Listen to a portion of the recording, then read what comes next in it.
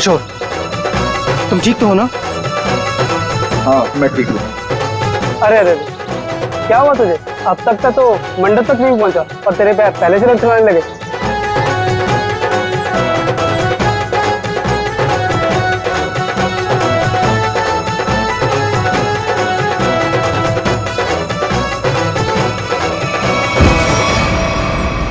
Oh no, अरे अरे कोई एम्बुलेंस को बुलाओ जल्दी। किशोर उठो, आंखें खोलो। अरे कुछ पानी तो लाओ यार। कोई फायदा नहीं, किशोर मर चुका है।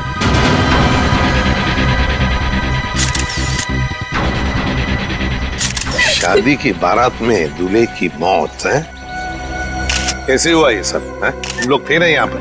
सर सब कुछ अच्छा भला चल रहा था, लोग नाच गा रहे थे, पता नहीं अचानक से क्या हो गया और किशोर गिर पड़ा।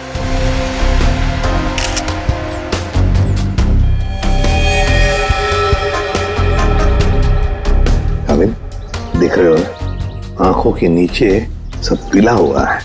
हाँ सर, जहर का मामला लगता है शायद। वही हो सकता है, सड़न के बताएगा कैसा जहर है ये। क्या आप लोगों को किसी पर शक है? किसने किया होगा ये? तो ये सब सिर्फ एक ही आदमी कर सकता है, सिर्फ एक ही आदमी। कौन? मेरे पिता। क्या? मिस्टर प्रतीश कुमार। सिर्फ वही कर सकते हैं। क्या तुम्हारे पिता इस शादी के खिलाफ हैं? जी हाँ। वो नहीं चाहते थे कि हमारी शादी हो, क्योंकि ये उनकी तरह अमीर नहीं था ना। उन्होंने तो हमें धमकी भी दी थी कि अगर हम लोग उनके खिलाफ जाकर शादी करेंगे तो वो इसे मार देंगे। देखो तुम्हारे पिताजी आए हैं शादी में? वो यहाँ पर नहीं है, लेकिन उन्होंने जरूर किसी को भेजा है मेरे किशोर को मारने के लिए। जरूर किसी को पैसे दिए। मुझे मुजरिम है ना प्रवीण कोबला, वो पापा का बहुत अच्छा दोस्त है, उसी ने मारा मेरे किशोर को, उसी ने मारा है। सर, किशोर की जान को खतरा था और अदिति मैडम ने इनको सुरक्षा दिलवाई थी और पिछले 5 दिनों से हम इनकी सुरक्षा कर रहे थे। और उसके बावजूद ये सब हो गया। सर पता नहीं कैसे हो गया ये सब, हमने तो किसी को इनके आसपास भटकने तक नहीं दिया। हाँ, फिर भी लाश तो पड़ी है ना यहाँ पर। किसी को भटकने नहीं दिया। सर इनमें से किसी ने मारा है मेरे किशोर को। इनमें से कोई मेरे पापा के साथ मिला हुआ है, इन्होंने मारा है। कैसी बदकिस्मत लड़की हूँ मैं कि उसके खुद के बाप ने उसे शादी के दिन विधवा कर दिया। अदिति चलो अंदर चलो। किशोर की जान को खतरा था, है ना? तो क्या उसे किसी सुरक्षित जगह पर रखा था? हाँ सर, एक सेफ हाउस में रखा था हमने। तो वहाँ पे आप लोग यानी सिक्योरिटी थी किशोर के साथ? जी सर, हमने इन्हें कभी अकेला नहीं छोड़ा। कहाँ पर रखा था किशोर को? कामिल, घर का कोना कोना छान मारो। सर। हाँ। देख, तुम कौन हो? सर ये घर की देखभाल के लिए है। तुम्हारी टीम का आदमी है ये? हाँ सर, ये हमारी टीम का आदमी है। अच्छा। सर। हाँ। सर वो देखिए सीसीटीवी कैमरा, कोई भी अजनबी घर के अंदर नहीं घुस सकता।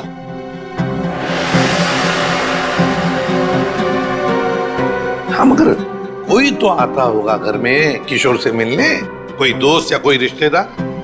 नहीं सर, सिवाय अदिति जी के और कोई भी नहीं। अच्छा, खाने का डब्बा कौन लेकर आता था? सर किशोर का खाना अदिति ही लेकर आती थी और चाय वगैरह वो खुद बना लेते थे। मतलब सिर्फ अदिति ही आती थी इस घर में? सर अंदर चेक कर लिया, इस घर में जबरदस्ती या चोरी छिपे घुसने का कोई सबूत, कोई निशान नहीं मिला है।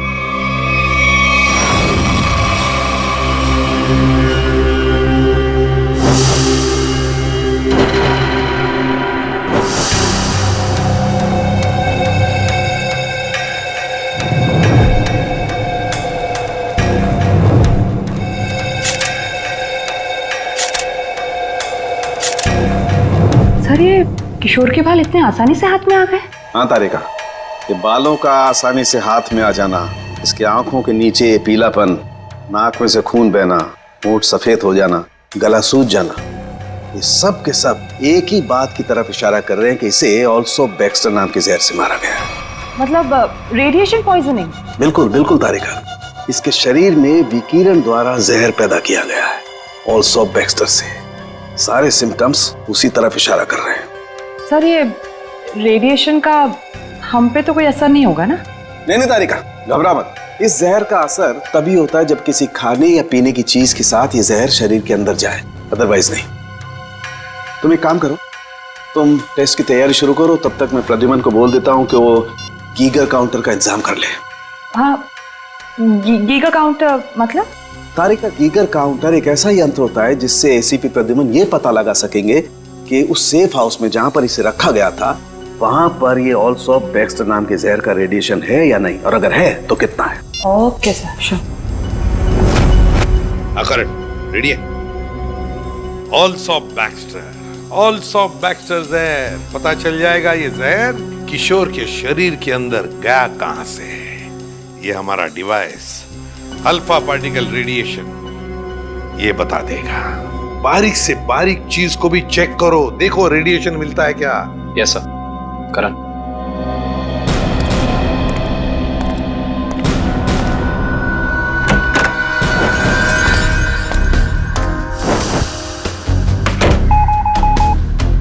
एक बात बताओ, क्या किशोर एक ही खाने के डिब्बे में से खाना खाता था, एक ही टिफिन में से? जी सर, एक ही टिफिन से। और ये टिफिन अदिति ही लाती थी? जी सर।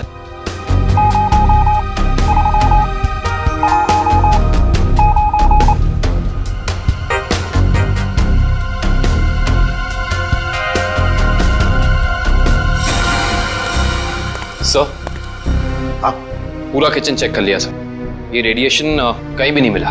कहीं पर भी कोई भी रेडिएशन नहीं? No sir. अरे साळुंखे साहब, आपने वो क्या यंत्र बताया था आपने? Geiger counter. हाँ, गीगर काउंटर। एसीपी साहब ने पूरे सेफ हाउस में इस्तेमाल किया, उसको अच्छी तरीके से चेक किया, मगर वो रेडिएशन का तो नामो निशान तक नहीं था। अरे ये कैसे हो सकता है? नहीं, ये तो नामुमकिन है। कोई गलती हो गई है इस यंत्र को इस्तेमाल करने में। गलती कैसे हो सकती है सर? सर कहीं गलती आप, मेरा मतलब है कि हो सकता है कि वो जहर मामूली जहर हो। एक बार टेस्ट की रिपोर्ट आ जाने तो सचिन, फिर पता लगेगा कि गलती हमसे नहीं हुई है। हवा में बात नहीं करता doctor Salunkhe, you understand that? Action दिखाओ इन्हें। एक मिनट, एक्शन दिखाओ।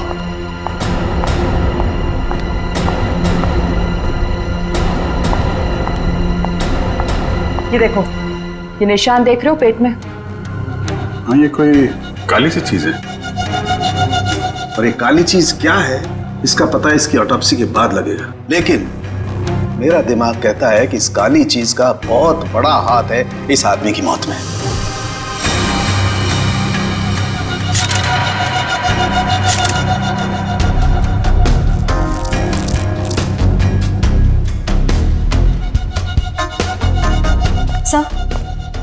सर ये देखिए, ये बॉटल अंदर बेडरूम में टेबल के नीचे छुपा कर रखे गए थे। है क्या इस बॉटल में? काबिन सर, काम करो, चेक करो इसे, देखो इसमें रेडिएशन मिलता है क्या, पता तो चले जहर है भी या नहीं।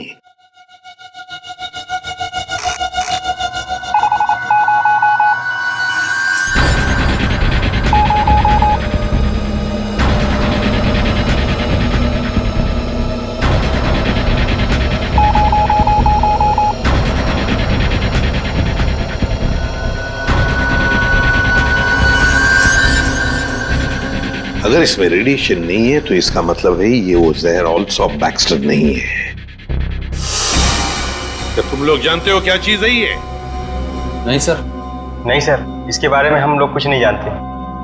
काबिन, काम करो, शादी में जितने भी लोग आए थे, जितने भी लोग, उन सब से पूछताछ करो, एक एक करके पूछताछ करो अच्छी तरह से, यहां तक कि आदिति से भी पूछताछ करो। बचे आदिति के पिता प्रतीश कुमार।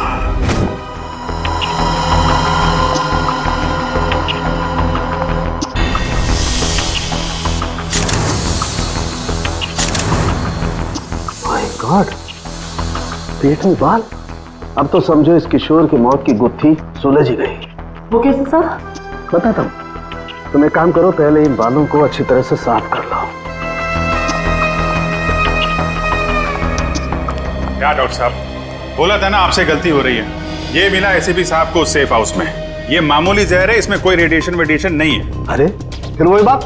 भाई साहब, आपकी जानकारी के लिए बता दूं, हमसे कभी कोई गलती होती नहीं है। किशोर की मौत की वजह ऑल्सो बैक्स्टर नाम का जहर ही है। सर, जिद की भी एक हद होती है। अगर ये किशोर ऑल्सो बैक्स्टर से मरा है तो आपका वो जो यंत्र था, वो गीगर काउंटर, उसने इसमें रेडिएशन क्यों नहीं पकड़ा? इसमें रेडिएशन हो भी नहीं सकता है, क्योंकि भाई साहब जहर इसमें नहीं है। जहर यहाँ है, इसके पेट में। इसके पेट में बाल थे, उसमें जहर। बाल में जहर? हाँ, तुम याद है ना, इसके पेट का एक्सरे दिखाया था तुम्हें, उसमें एक काली सी चीज थी। हाँ, वो काली सी चीज दरअसल इसके पेट में बालों का एक गुच्छा था, और उन बालों के गुच्छे में ऑल्सो बैक्स्टर नाम का जहर था, जिसकी वजह से इसकी मौत हुई। सर, सब कुछ समझ में नहीं आ रहा। हाँ, कोई बाल कैसे खा सकता है? गलती से पेट में चले गए, और वैसे भी इसके बाल झड़ रहे थे ना। नहीं सचे, वो बाल किशोर के नहीं है, वो बाल किसी और के हैं।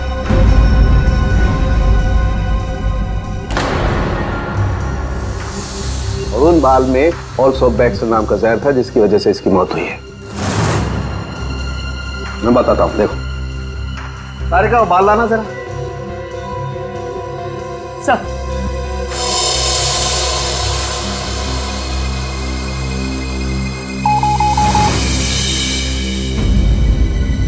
देखा, बाल में जहर है। एक मिनट। तो आप ये कहना चाहते हैं कि किशोर शिकार हुआ किसी और के सिर के बाल से, जो उसके पेट में गया, और चूंकि बाल जहरीला था इसलिए मर गया बेचारा ये। एग्जैक्टली। तो फिर उस आदमी के शरीर में भी तो जहर होगा जिसका ये बाल है। यकीनन। My God. अच्छा, ये बाल इसके पेट में कब गया? कितने दिन पहले? लगभग 7-8 दिन पहले। मतलब उसे प्रोटेक्शन मिलने से पहले? मैं बताता हूँ डिटेल में, आओ।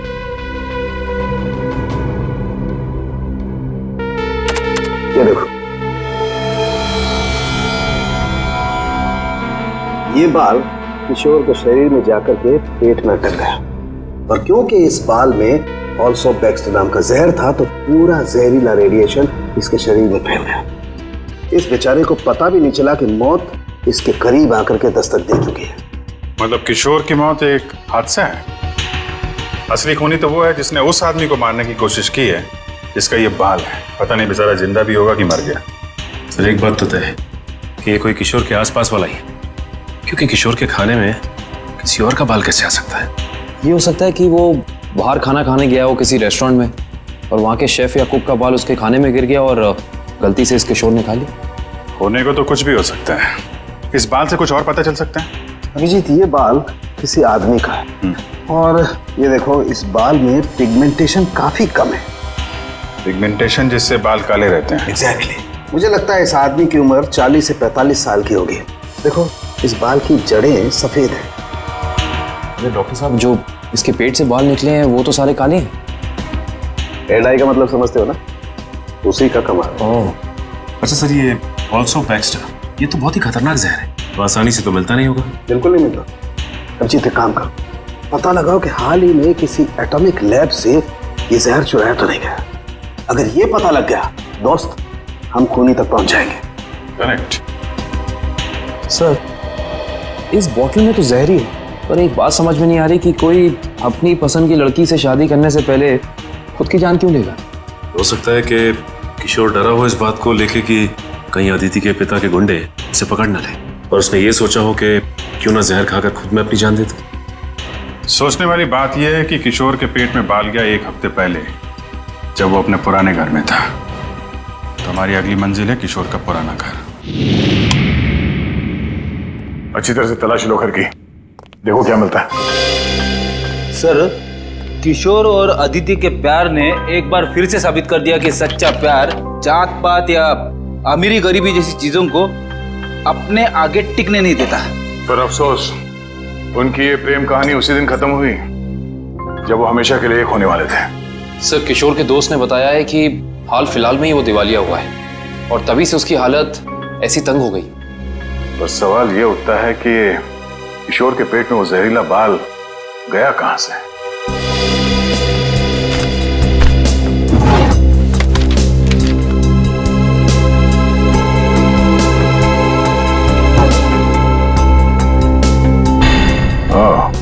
Termination letter. इस किशोर को नौकरी से निकाला गया था MLM एंटरप्राइजेस प्राइवेट लिमिटेड। ये तो अदिति के पिता की कंपनी है। सर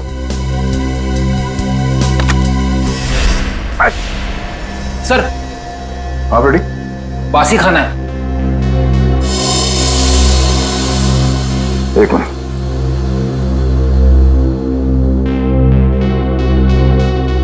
इसमें कहीं बाल तो नहीं दिख रहा।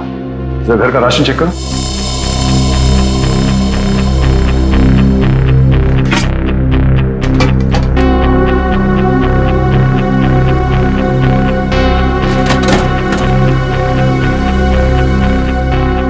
नहीं सर, इस घर में जरा सा भी राशन नहीं है कहीं भी। इसका मतलब ये खाना यहां नहीं पका है, बाहर से आया है।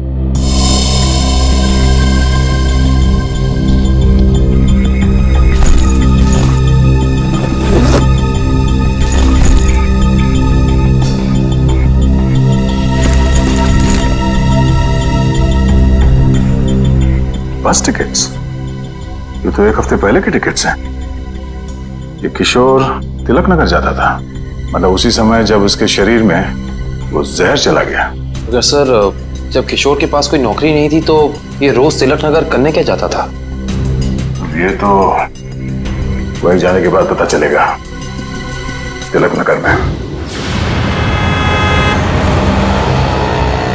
Sir Tilak Nagar bus stop तो आ गए, अब यहाँ से कहाँ जाए? फोटो दिखाएगा लोगों को किशोर की? नहीं, उसकी जरूरत नहीं पड़ेगी। वो देखो,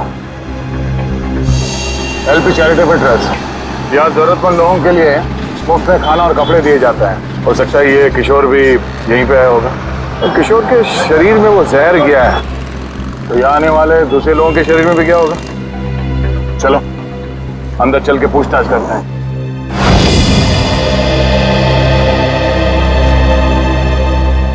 एक्सक्यूज मी, हम लोग CID से। यह मैनेजर कौन है? जी मैं ही हूँ सर, अविनाश। पर यहाँ पे CID का क्या काम?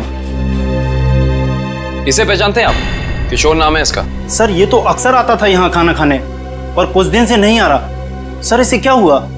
किसी ने इसका खून कर दिया। क्या खून? और आपको ये बात जान के धक्का लगेगा कि इसकी मौत की वजह आपके यहाँ खाए खाने से जुड़ी हुई है। जी क्या मतलब? हमें इसके पेट के अंदर से बाल मिला है, जो शायद खाने के जरिए इसके पेट में गया है, और उस बाल में जहर था।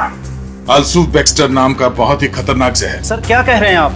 हम तो बहुत सावधानी बरतते हैं लोगों को खाना देने से पहले। ये हमारा बावर्ची है, इससे आप पूछ सकते हैं। अब ये बताइए कि किसी और ने भी शिकायत की थी खाने में बाल होने की? हाँ सर, कुछ शिकायतें आई तो हैं।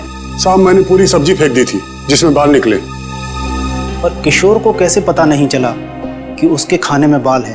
वो इसलिए क्योंकि उसकी आंखें बहुत कमजोर थी, बहुत हाई पावर का चश्मा पहनता था, और शायद उस दिन उसने वो चश्मा ना पहना हो। अच्छा, इन साहब के अलावा कोई और भी खाना बनाता है यहाँ पे? सर कोई एक हो तो मैं बताऊं। यहाँ तो कई लोग आते हैं दिलों में भावनाएं लेकर, और खाना पकाने में हमारी मदद करते हैं। तो जो लोग अक्सर आते हैं खाना बनाने के लिए, उनका कोई रजिस्टर, कोई लिस्ट होगा ना? एक मिनट सर। एक मिनट। जी सर। सर इसमें तो 70-75 लोगों के नाम है। कैसे पता चलेगा कि किशोर के खाने में किसका बाल गया था? याद है ना डॉक्टर सालुंके ने क्या कहा था? उस आदमी की उम्र 45-50 साल है और वो बालों को डाई करता है। 45-50 साल और बालों को डाई करता है? और शायद उसकी तबीयत भी अभी खराब होगी, क्योंकि उसके बालों में जहर है, तो वो जहर उसके शरीर में फैल गया होगा। हाँ साहब, वो शायद रमेश जी ही होंगे, इसलिए कि जो आप उम्र बता रहे हो ये उनकी थी। और साहब वो भी बाल रंगते थे, और करीब करीब साहब वो एक हफ्ते से यहाँ आए भी नहीं। रमेश? हाँ सर। जरा उसका एड्रेस देना हमें।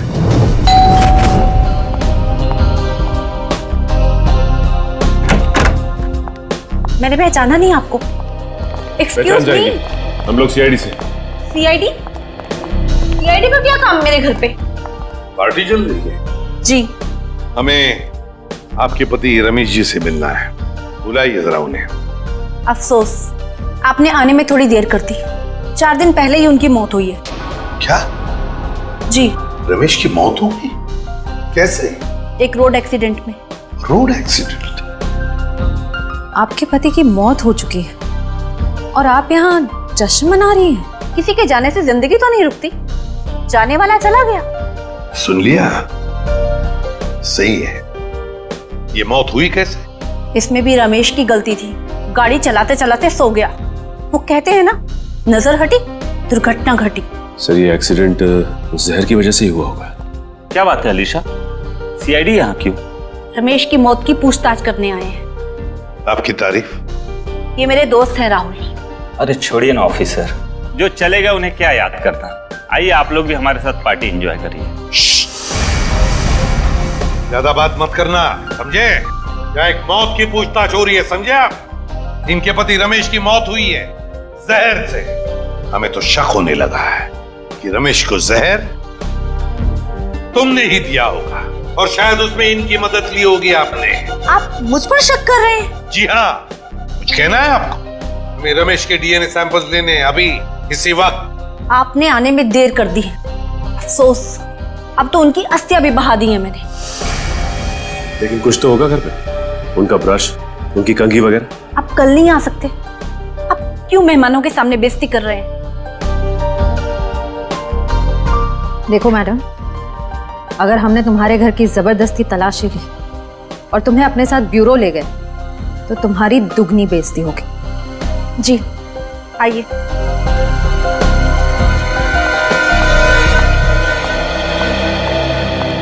ये रहा रमेश का ड्रेसिंग टेबल और ये रहा उसका कॉम।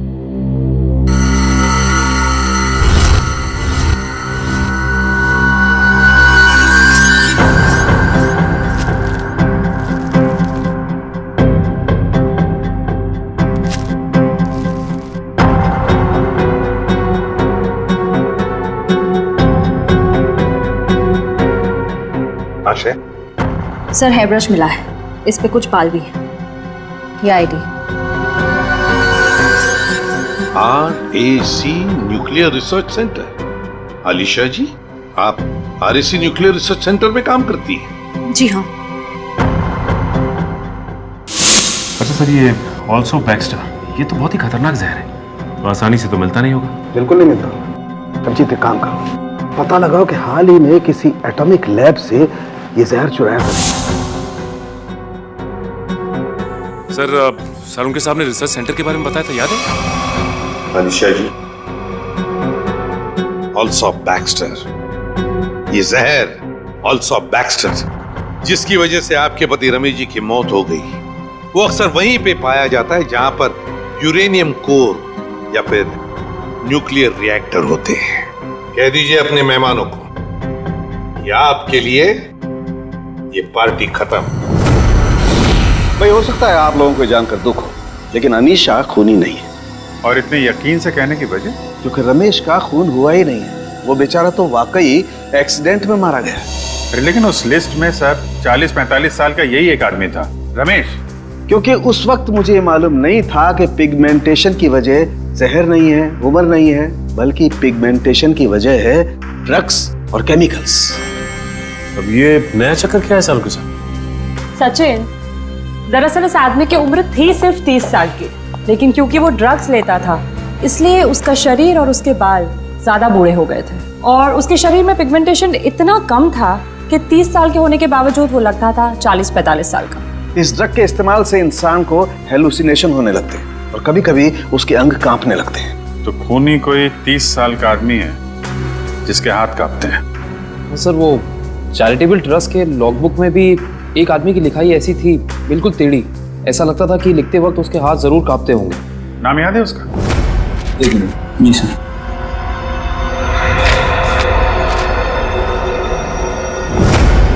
हाँ सर, निशांत कुमार। निशांत कुमार, पता लगाओ इस निशांत कुमार का एड्रेस। बताइए सर, हम सबको यहाँ क्यों इकट्ठा किया है? कुछ पता चला मेरे बेटे निशांत का? नहीं माजी, अभी तक नहीं, पर हमें शक है कि निशांत पे किसी जहर का असर हुआ है। क्या? वहाँ संभालिए अपने आप को। आपको इस बात का पता कैसे चला?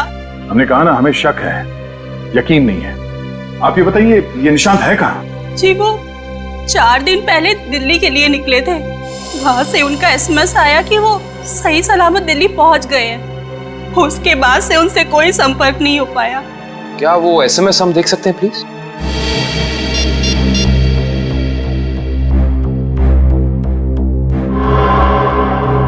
अच्छा, आपने उस होटल में पता करने की कोशिश की जहाँ पे निशान ठहरने वाला था? हाँ, मगर होटल वालों ने तो कहा वो वहाँ आए ही नहीं।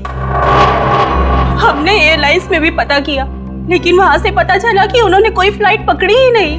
मतलब निशान दिल्ली गया ही नहीं, झूठ बोला उसने आप लोगों से। मुझे तो कुछ भी समझ नहीं आ रहा है कि ये सब हो क्या रहा है। संभालो अपने आप।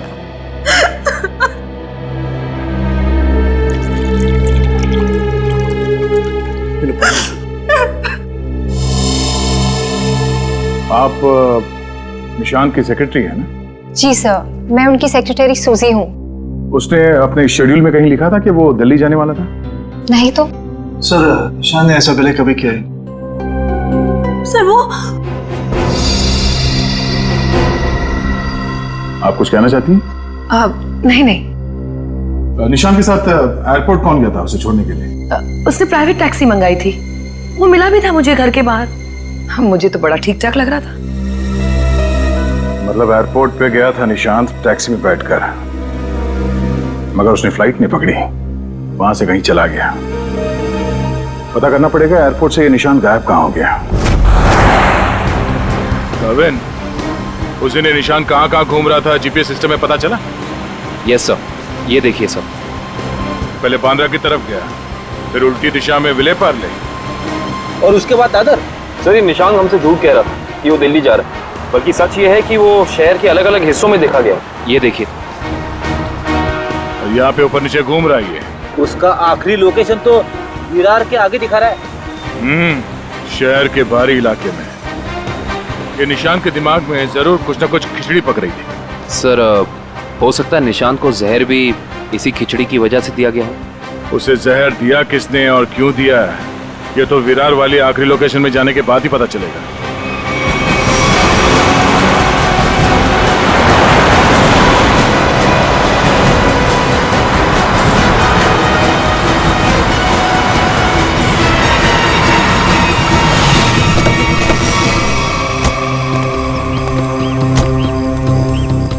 ये है वो जगह जहां आखिरी बार निशान के मोबाइल ने GPS नेटवर्क पकड़ा था। अजीब बात है ना सर, कोई भला अपनी फ्लाइट मिस करके ऐसी जगह पे क्यों आएगा?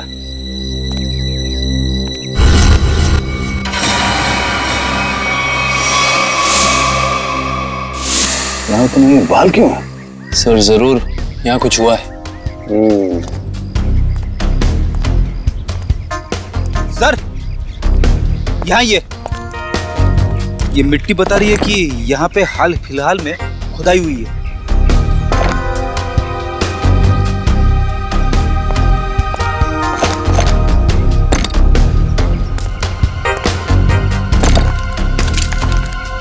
सारी जगहों को खोदो जल्दी।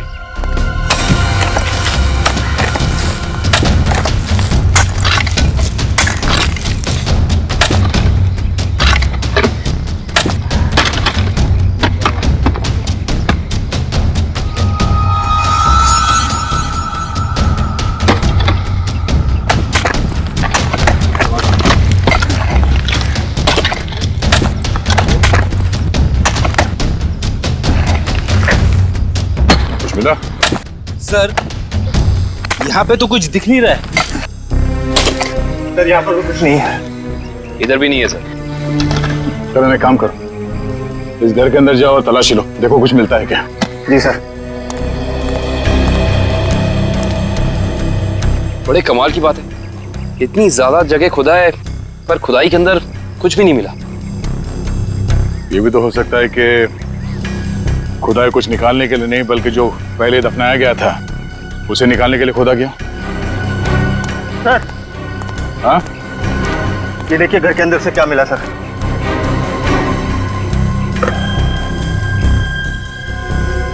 तो इसका मतलब है ये निशांत अपने नशे की बुरी लत को यहाँ पे आके पूरा करता था।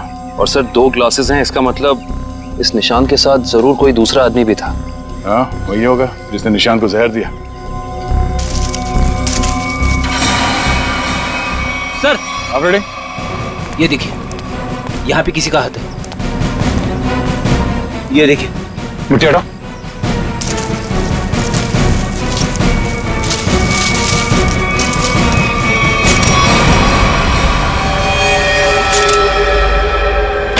सर, पता चल गया है कि निशांत शहर में यहाँ वहाँ क्यों घूम रहा था। ड्रग्स की तलाश में। डेचू ने बताया कि ड्रग्स की तलाश में वो सभी डीलर से जाके मिला इस इलाके के।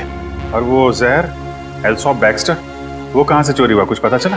यस सर, अगेस्टोल इलाके के एक रिसर्च लैब से।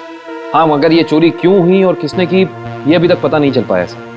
डॉक्टर साहब, ये निशांत, ये कितने दिन पहले मरा है? 4 दिन हो गए इसकी मौत को। 4 दिन पहले? ये क्या बात कर रहे हैं सर आप? 3 दिन पहले इस आदमी ने SMS भेजा अपनी वाइफ को। सोचना भी मत अभिजीत कि हम लोगों से गलती हुई है। बस इसकी लाश पर से मुझे कीड़े मिले, वो कीड़े जो इंसान के मरने के बाद उसके शरीर पर पाए जाते हैं, जिन्हें मैगट्स कहते हैं। और इन कीड़ों ने लाश के ऊपर जो अंडे दिए हैं वो 4 दिन पुराने हैं। इसका मतलब बात साफ है, इसकी मौत को 4 दिन हो चुके हैं। मतलब निशांत ने अपनी पत्नी को SMS नहीं भेजा, किसी और ने भेजा है, शायद उसके खूनी ने। लेकिन खूनी ने ऐसा किया क्यों होगा? ताकि ये लोग पुलिस में इसके गायब होने की रिपोर्ट में लिखा है और उसे थोड़ा और वक्त मिल जाए वो चीज ढूंढने के लिए जिसकी वजह से वो सारे गड्ढे खोद रहा था।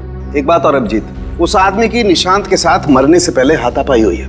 ये देखो, इसकी गर्दन पर यहाँ दाईं तरफ कुछ खरोंच के निशान है और यहाँ बाईं तरफ ये चोट के निशान है। मतलब उस आदमी ने अपने दाहिने हाथ से इसकी गर्दन को दबोचा और बाएं हाथ से इस पर वार किया यहाँ पर, क्योंकि सिर्फ यहीं पर वार के निशान है और कहीं पर नहीं। सर, इसका मतलब तो साफ है कि इस पे हमला करने वाला कोई लेफ्ट हैंडर है, कोई खब्बू। तो इस केस में कोई ऐसा है जो खब्बू है।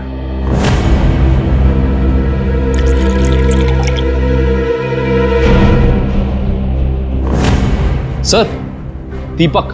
दीपक? निशांत का दोस्त? हाँ, वही दीपक। दोस्त नहीं, दुश्मन। पता लगाओ दीपक कहाँ मिलेगा अभी। सर, ये दीपक बहुत चालाक निकला। वो जानता था CID उसके घर तक पहुंच जाएगी, इसलिए पहले ही भाग निकला। भाग के जाएगा कहाँ? पकड़ा जाएगा। ये GPS सिग्नल आया? यस सर, सामंत नगर दिखा रहा है। सामंत नगर? वो तो यहाँ पास में ही है। सर, वो सिग्नल यही हमारे आसपास दिखा रहा है, हमारी तरफ ही आ रहा है सर, लगभग 500 मीटर की दूरी पर। चलो, बहुत अच्छी बात है, उसका यही इंतजार करते हैं। Yes sir. कहाँ है लोकेशन? ये क्या सर? सर, उसका सिग्नल गायब हो गया सर, अभी तक था, अब नहीं है। ये टैप खराब हो गया क्या? जल्दी से कुछ करो वरना दीपक हमारे हाथ से निकल जाएगा। आ गया सर, पर कुछ अलग है सर। ये सिग्नल अब बता रहा है कि उसने T2 सिग्नल क्रॉस कर लिया। T2 नाका? पर वो तो सड़क के उस तरफ 1 किलोमीटर दूर है, पीछे की तरफ। मुझे तो लगता है दीपक ने किसी आत्मा से लिफ्ट ले ली होगी और उसकी अदृश्य गाड़ी में बैठकर गायब हो गया होगा। ओह, अब समझ में आया। वो यहाँ से सबवे से उस तरफ गया, वहां से शायद किसी बाइक या टैक्सी रिक्शा में बैठ के T2 नाका पहुंच गया। चलो T2 नाका पहुंचते हैं।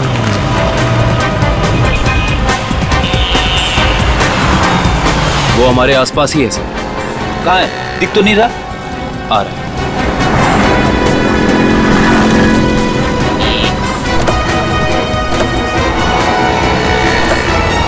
कहीं जाने की जल्दी है? कहाँ जा रहे हो? सर आप लोग? हाँ? कहीं नहीं, घर जा रहा हूँ। बैग में क्या? बैग में कुछ नहीं है सर। खोलो। सर कपड़े हैं सर। बैग खोल। दिखा दिखा। सर कुछ नहीं है बैग में सर। सर कपड़े ऐसे होते हैं?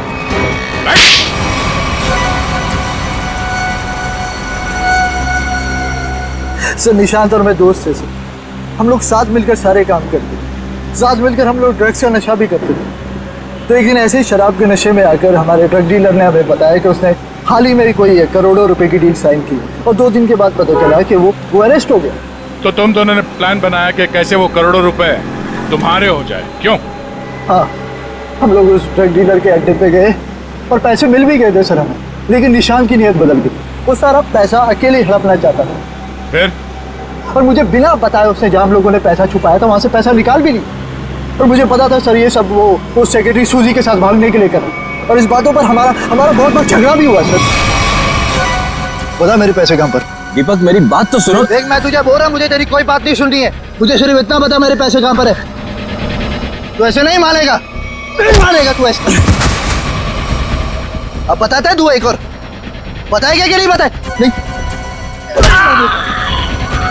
बता दे मेरे पैसे कहाँ पर है। निशांत, निशांत, निशांत। मैंने सर उसको जानबूझकर नहीं मारा है सर, मैंने जानबूझकर नहीं मारा। मैं उसको सिर्फ पूछ रहा था मुझे बता दे पैसे कहाँ पर है, बता दे मुझे पैसे कहाँ पर। गलती से मौत हुई है सर उसकी, मैंने उसको नहीं, मैं खूनी नहीं हूँ सर, मैंने किसी को नहीं मारा सर। बकवास मत कर, खून खून होता है, जानबूझ के किया जाए या फिर गलती से हो। फिर तुमने निशांत के फोन से प्रिया को एसएमएस किया ताकि तुम्हें और टाइम मिले पैसे ढूंढने में?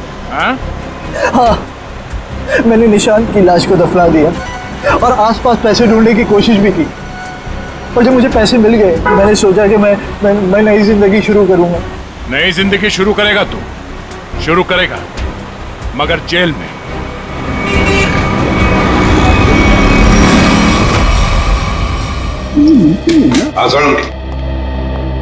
बस पहेली तो और उलझ गई है। या सालुंखे, तू सिर्फ पहेलियां उलझाता रहे, बता कुछ भी मत, बता तो सही मिला क्या है।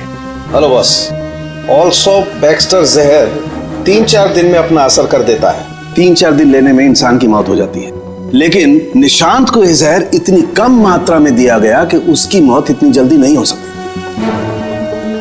हाँ सर, इसे तकरीबन 20 दिनों तक ये जहर दिया जा रहा था, वो भी बिल्कुल कम मात्रा में, ताकि जब वो मरे तब उसकी बॉडी में यह जहर डिटेक्ट ही ना हो। और हमने उस ड्रग डीलर को पकड़ा 1 हफ्ते पहले, तो कहीं ऐसा तो नहीं कि इस निशांत की मौत के पीछे दीपक के अलावा कोई और ही है? हो सकता है, और ये और कोई कौन है इसका पता देगा हमें एक बार। आओ बस।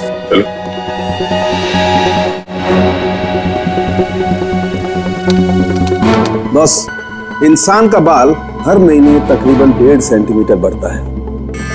जिस दिन इस निशांत को जहर दिया गया, इस जहर ने बाल पर अपना निशान छोड़ दिया। ये देखो, ये डॉट। और हर रोज निशांत को एक निश्चित मात्रा में जहर दिया गया, और हर रोज उस जहर ने अपना निशान बाल पर छोड़ दिया, सिवाय ये।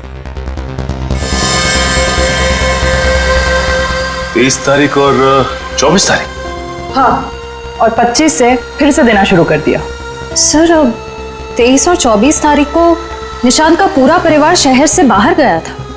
हाँ श्रेया, 23 और 24 को निशांत का पूरा परिवार शहर से बाहर गया था।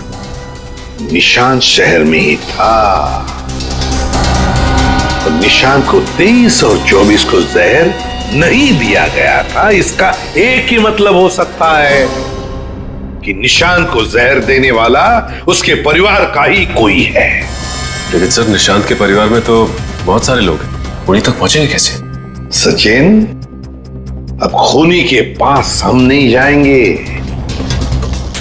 वो खुद हमारे पास आएगा। सर, आपको कुछ पता चला कि निशांत का खून किसने किया है? हाँ, पता चल गया, और वो मुझे यही है, इस कमरे में हमारे बीच। क्या यहाँ पे कौन है वो? मुझे में अपने आप को बहुत होशियार समझता है।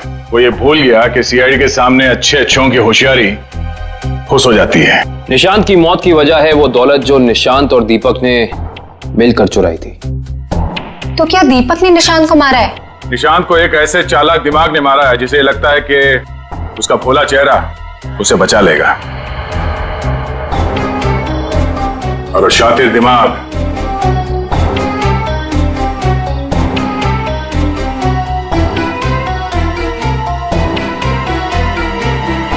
तुम हो।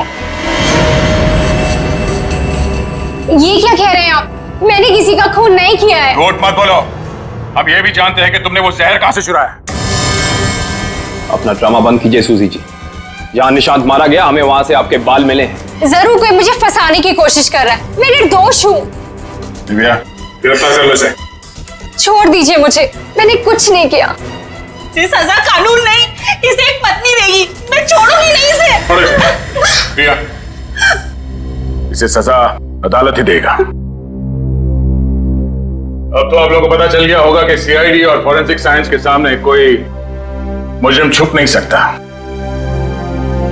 हमारे पास फॉरेंसिक लैब में वो डीएनए सैंपल है। कल उस डीएनए सैंपल के टेस्ट के बाद पता चल जाएगा कि वो मुजरिम सूजी ही है।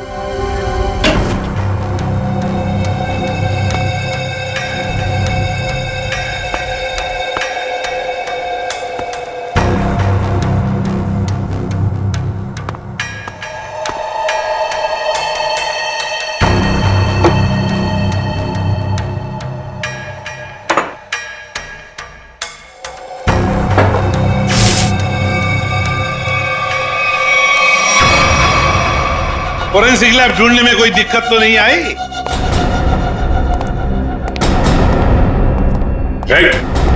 भागने की कोशिश भी मत करना। तुम्हें क्या लगा ये बच्चों का खेल है?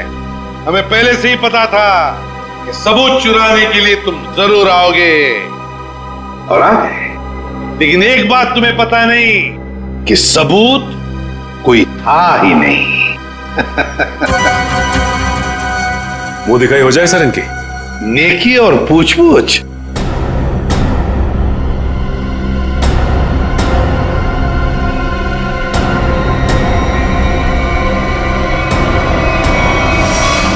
उसने प्राइवेट टैक्सी मंगाई थी, वो मिला भी था मुझे घर के बाहर।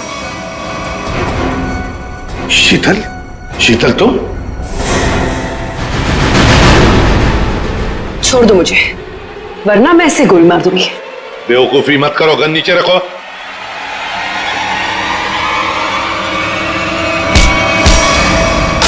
सीआईडी को मारना तेरे बस की बात नहीं है।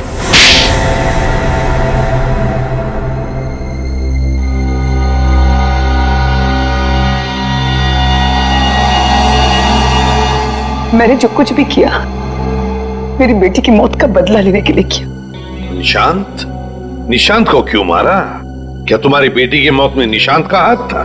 हाँ, उसे ड्रग्स की लत लग गई थी। 2 साल पहले वो ओवरडोज से उसकी मौत हो गई थी। मुझे वही ड्रग्स निशांत के घर से मिली।